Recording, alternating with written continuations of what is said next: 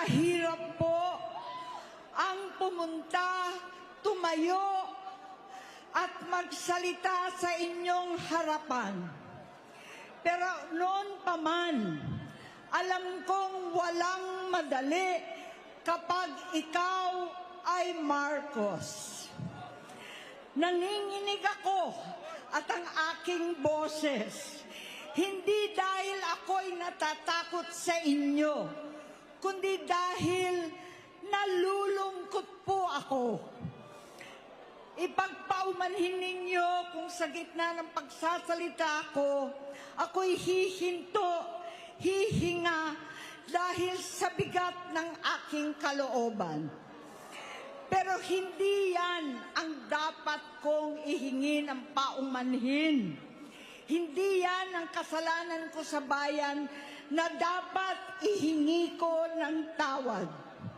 Narito po ako dahil sa tawag ng Iglesia ni Cristo para sa transparency, accountability at hustisya.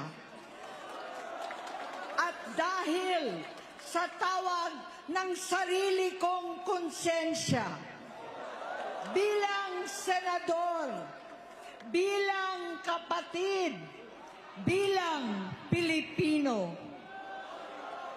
Bata pa lamang kami ni Bongbong,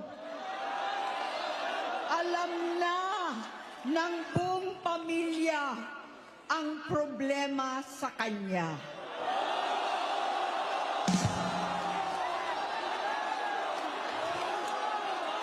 Sa totoo lang, mababasa naman ng lahat ang mga testimonya ng aking ama patungkol sa kanyang ugali at gawain.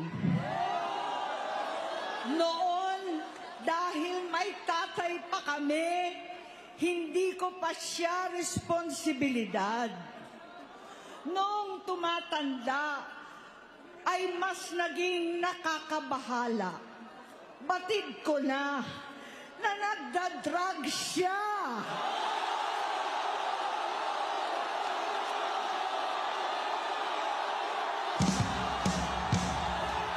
Nalaman ko at ng pamilya, nalaman ng pamilya, seryoso ito. Minsan, kami ng Presidential Guard at Metro Gompa ang naglilinis tuwing nagpa-party po sila.